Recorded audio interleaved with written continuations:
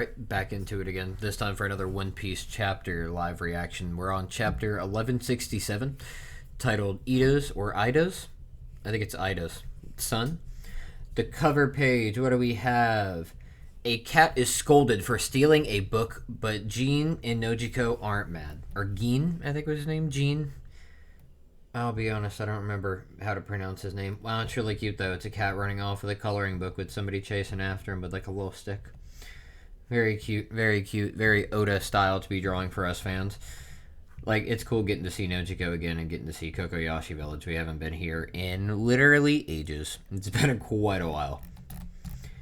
Notes from Oda. I'm really getting into this 8D audio. I love that feeling of being enveloped in sound. I want to convert a room for it. I have no idea what he's talking about, but Oda's excited all the time. I'm very happy for him. Alright, we're still in the past. Like, as we figured, we still have a little bit to do left with the flashback, I'd say. At this point, it's really getting down to figuring out where everybody went after God Valley, and then exactly what transpired on Elbaf that ended up getting Harald killed by Loki, apparently, and what that whole situation entailed. So we're cutting back to 33 years ago, 5 years after the God Valley incident occurred, and we see Big News Morgans. And I can't tell who he's talking to, but they look kind of familiar. I could have sworn pirates were approaching off the shore. But there was something huge and shadowy emerging from the mist behind them. And then we cut to the underwater prison Impel Down. Everything just went kaboom after that. Our ship was in ruins before we knew it, says a prisoner. We were nothing but fish food. Sure, it wasn't a Sea King attack, they ask. No way, it was shaped like a human. And this has got to be them telling tales of essentially what happened at God Valley with Rocks and the Emu taking over Saturn and his transformation and all that crazy shit. And everybody else thinks they're absolutely bananas because to the common One Piece person, that does sound bananas. Alright, next we're cutting to another reporter being spoken to. They say, don't tell me you were in the infamous waters of the Florian Triangle, ? Fat chance, we don't fish near that region. Everyone knows to avoid it. Anyway, that monstrous thing was definitely human-like, he says. I'm telling you, everybody's gonna think they're nuts. We then cut to narration as we cut over, I'll be honest, it looks like a page of Harald about to jump down and crush his ship. For a random set of pirates. But the narration begins. During this period, a rumor began to circulate among the Grand Line countries. They said a monster lurked deep in the foggy seas, targeting pirate crews. The identity of that monster was none other than Harald. Few who sailed those waters had ever seen a giant with their own eyes, so to them he was nothing less than the very embodiment of fear. Harald now worked in the shadows to back up the Navy as part of his atonement for the last 1,000 years of history. And during that one, we see him literally jumping down and cutting a pirate ship in half, very literally.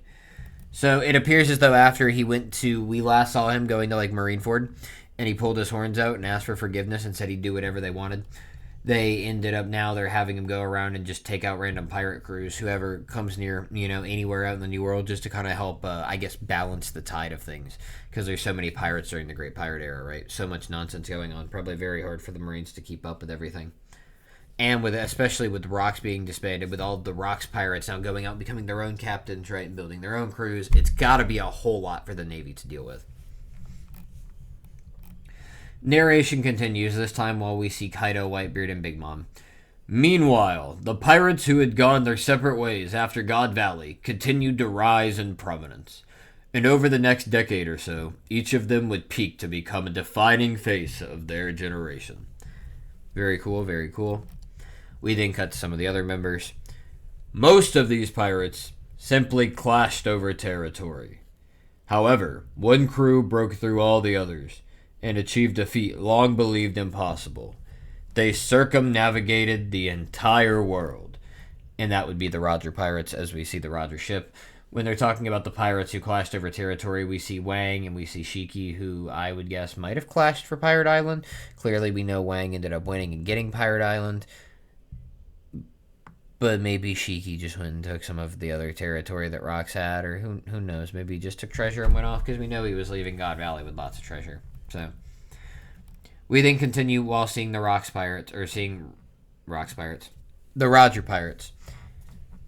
They were hailed as the crew of the King of the Pirates, Gold Roger. The public execution of the captured Pirate King was meant to serve as a spectacle, a display of the world's government's power. However, the world was plunged into even greater turmoil as countless souls set out in pursuit of the vast treasure Roger had left behind, the One Piece. And we get to see, again, who knows? Is this only the second or third time actually in the manga? Maybe we've seen the execution. It then continues. No one had anticipated the advent of the Great Pirate Era. Navy headquarters found itself caught off guard. As a result, more than 10 giants were drafted into the Marines from all over the world, an effort to consolidate strength. During this stretch of time, Harald waited on the Navy hand and foot, and that very year, he was finally granted formal permission to visit the Holy Land. And while we see that, we see some of the giants who end up getting drafted into the Marines. We've actually saw a couple of them at Marineford for sure. Then when we hear that Harald's getting allowed into Marijois, we see just some of the buildings. We see Marijois itself and some of the Holy Land, and then we get text boxes saying, "Did you see how huge he was? He's an ancient giant. I want to make him my slave." And then in the Room of Authority, we see somebody, I think it's Harald, saying, "A shallow sea contract?" ? "That is correct," says Mars. "Consider yourself the right hand of the God's Knights." "God's steel." "It is a great honor," says Harald. Wow, I feel bad. Harald's literally getting played to be a fool right now. Like, they literally took out Rox, and for some reason he feels so awful about everything and how it happened that now he's decided to just be their lackeys. When, had he gone to help Rox, his friend, Rox would have never died, and none of this would have happened to begin with. And then, his people still would have never gotten to join the world government. But it's crazy that he's doing all this to, join the world government and try to atone for how his people have been in order to get Elbaf to be able to join. The world government aren't good people. He should be able to tell that by now. He shouldn't want to join them. But what we see is the tattoo on his arm is what we had saw of Shanks. So we know at one point Shanks was appointed the same way as God's Steel. I believe we did see that canonically, and that was cut off at one point. That was the arm that he let get eaten off, rather. And then we know that Gunko was also called God Steel, I believe, back when she was on God Valley, implying that maybe this is all you need in order to be taken over by Emu. This is the beginning of Emu's powers being set on you, so that the God's Knights can control you. You're a member of the God's Knights, who are all maybe puppets essentially to Emu, along with the Gorosei, who probably have one of these too, I'd guess. We then continue. There are 3 levels of contract. The shallow sea contract is a more minor pact. The deep sea and deep sea contracts are reserved for those who are to be bound fully to the true God. This is big news, guys. Only 13 individuals in the entire world receive that privilege.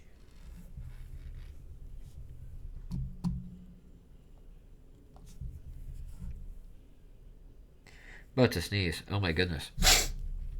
This is wild. So, the way I'm reading this would imply that they're between the deep sea and the deep sea contracts, which are the 2 higher levels. There are only 13 individuals who hold those. Clearly, the 5 Gorosei hold them. I would guess the leader of the God's Knights would hold one. That's 6. I don't know who the other ones would be. Maybe some of the other higher-end God's Knights. Because maybe some of the regular God's Knights are only at the shallow sea contract. That's what Gunko was, right? When she had the same thing as Harald, probably. So maybe we've already met maybe the 13. This would be something cool to go over and see if we can't find out who these 13 people are if we don't already know most of them. But anyways, off of that, it continues. What do you mean by God? And then Venus Jiro cuts in. You will only come to know the greatest depths of this world on the day you become a full knight of God. Could Elbaf become a member nation then? Says Harald. Naturally, Harald. At that point, the entire world would be clamoring to welcome you. I'm grateful for this opportunity to prove myself, he then says. Wow, we then get to see a Garling in his middle ages, I would call it, before he's old where we know him now, or young how he was before, or younger, rather, at God's Valley. The Knight's Temple, Shangara, domain of the gods. And then we get to see Summers. I'm guessing that that's Shamrock. And then we see Harald. He's already the captain of the God's Knight still, being Garling. What is the Great One planning? You're going to obey us even though you're King of Elbaf? Of course. Just say the word, says Harald. Garling then says, we'll keep a long-distance transponder snail on hand, and if we have need of you, you'll be free to travel the surface world, but you are forbidden to speak of our dealings. Understood. Okay. We then cut to the Ryugu Kingdom 20 years ago. Ho ho ho, ba ha ha ha ha. This is Harald down there with Neptune. I haven't laughed this hard in a long time, Neptune. Me too, pal. Jamon. We both have our fair share of headaches, don't we? To be honest, I don't think your son is that bad deep down. Let's not forget what your youth was like. Well, when you put it like that, Harald, laughing with Neptune. I'm just being brutally honest. Anyway, did I tell you a fortune teller predicted I'd have a daughter in 4 years? When the time is right, why don't we betroth Loki to my daughter?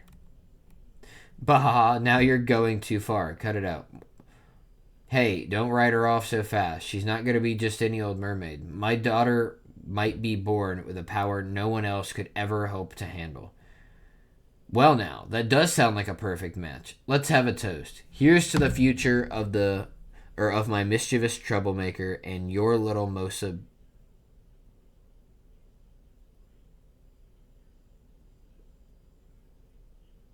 I'm sorry, guys. I cut off mid-sentence. Because this is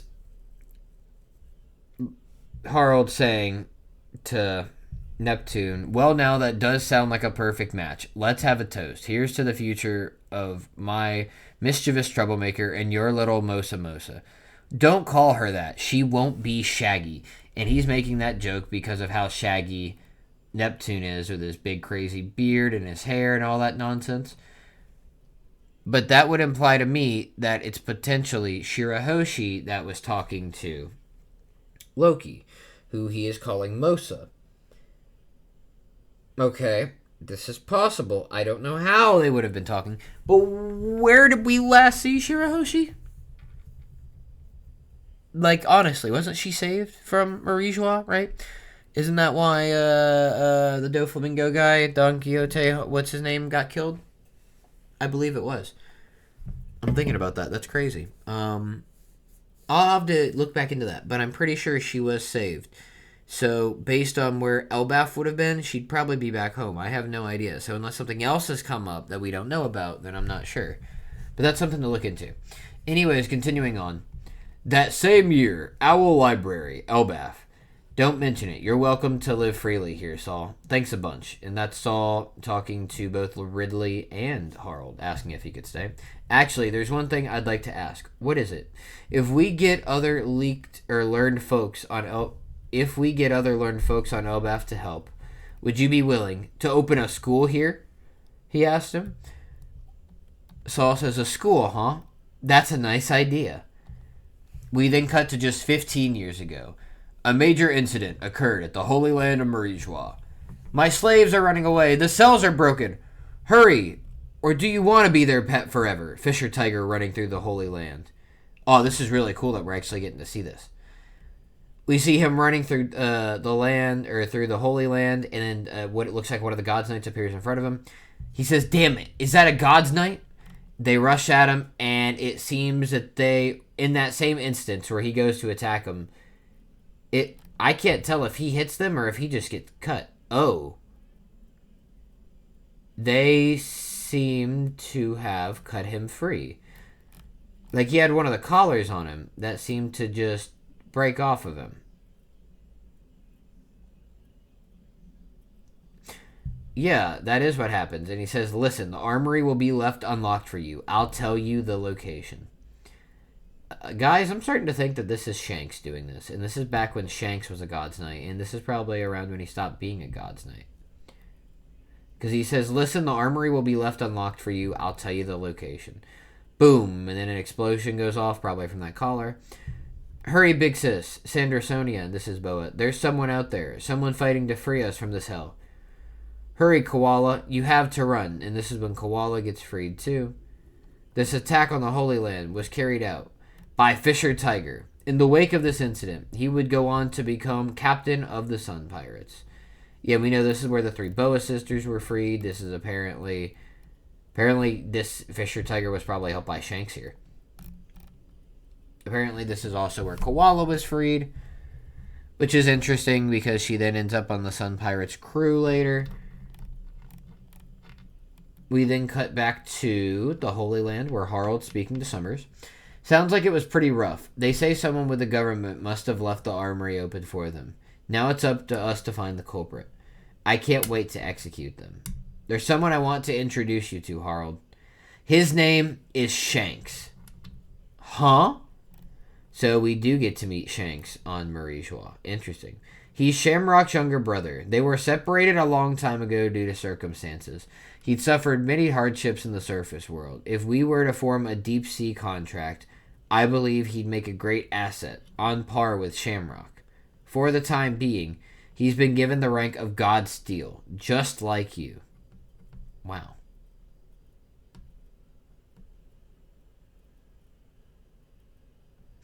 So he hasn't formed a deep sea contract, and my guess is because Shanks doesn't want to, because I will give Emu actual control over him, maybe.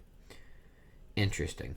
Harold then says, I know I said the same thing when I first met Shamrock too, but I can't shake the feeling that I've met you before.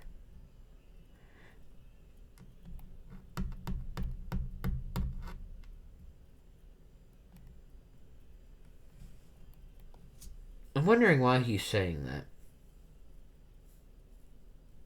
Because he's saying that he said it to Shamrock too, as if they look like somebody. But the only person they really look like, right, is their father. And Harold shouldn't really know them from anywhere else. Anyways, cuts to Shanks saying, I don't know what you're talking about. You're just some giant commoner from the surface.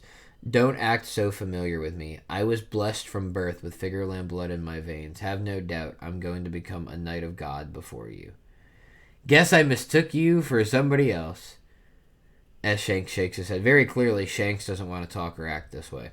Shanks has probably actually come across or met Harold or seen him before. Well, he was, I'm guessing, a pirate. Wow, and then we get to see Shanks and Shamrock walking side by side with one another. This is truly bananas. What's interesting is Shanks keeps his sword on his right side, even though I thought Shanks was right-handed, because I believe he loses. Actually, Shanks only has a left arm, right? So maybe he always was left-handed. But that's funny, because they're just opposite-handed. God Steel Devotee. Figureland Family. Saint Shanks. Knight of God. Figureland Family. Saint Shamrock. Really cool to see them side by side like this. Come on, Shamrock. I wish to deepen my knowledge of the Holy Land, and I shall apprehend that traitor to claim the credit I deserve. Are there any leads? It can wait till your wounds are fully healed, Shanks. You cannot fathom the anguish of having the last 24 years of your life wasted. No wonder the rest of the world seemed so alien to me.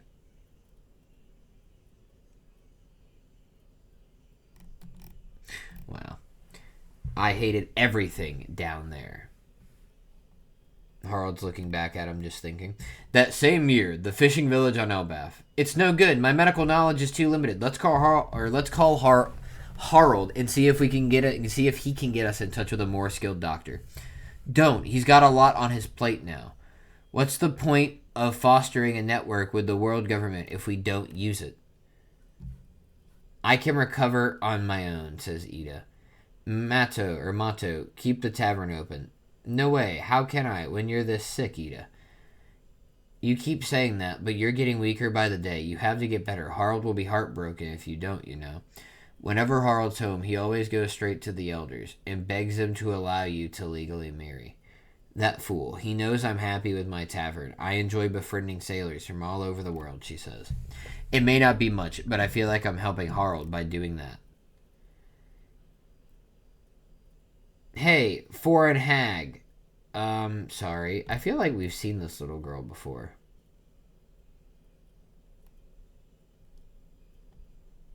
Name is Mato? Mato? I feel like we've seen her before. And then she runs out, hey, foreign hag. Oh, that's Loki saying, hey, foreign hag to her. What?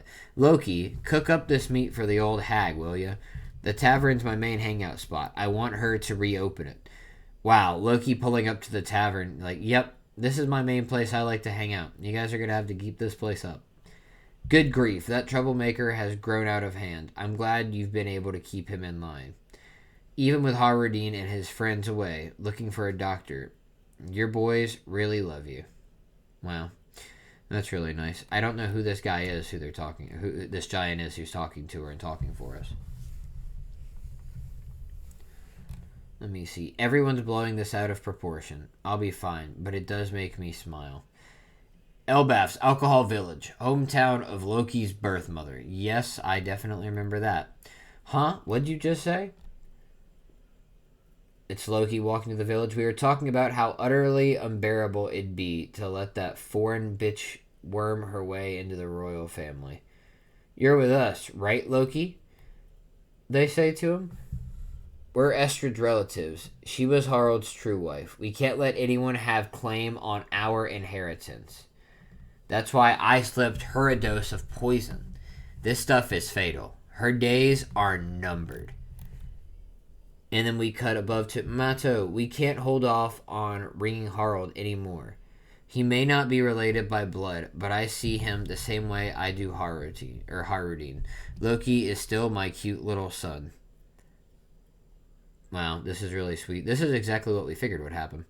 And clearly that pissed off Loki, as we figured it would at this point, because Loki does really care about Ida. And he has smashed up one of the guys.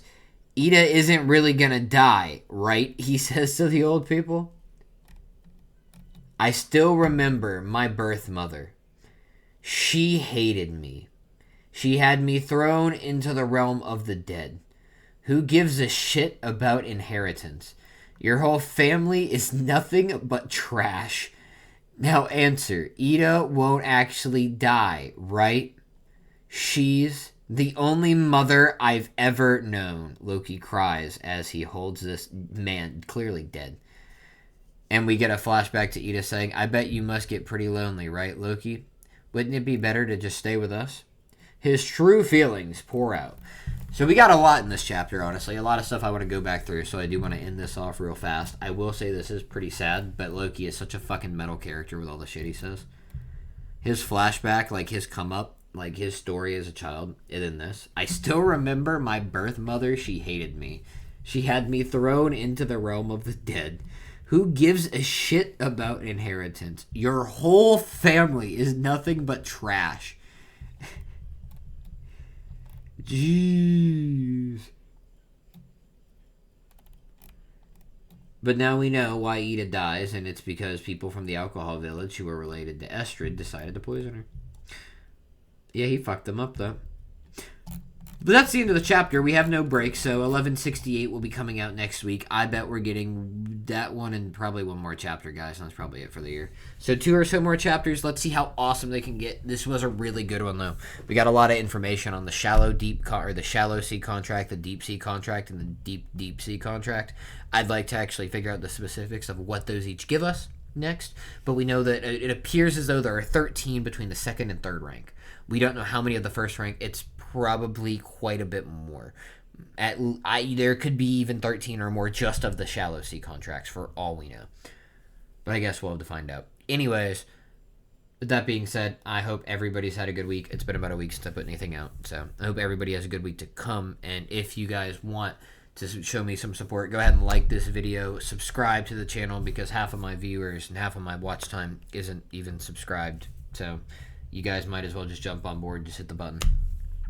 And then if you guys have made it this far, go ahead and leave a comment and tell me what is your favorite part about Loki's backstory so far, or what is your favorite thing about Loki? Because I gotta say, he has the probably most metal fucking dialogue and backstory we have had in One Piece. He is an absolute menace, and I'm looking forward to getting to see where we go from here with him, what happens with him and Harold in that situation, and then when we finally get back to the present, we're gonna get to see him and the Straw Hats link up and do some crazy shit. It's gonna be absolutely awesome. I really can't wait. But I hope everybody has a good week, like I said. So I'll see you guys back here next time. Bye.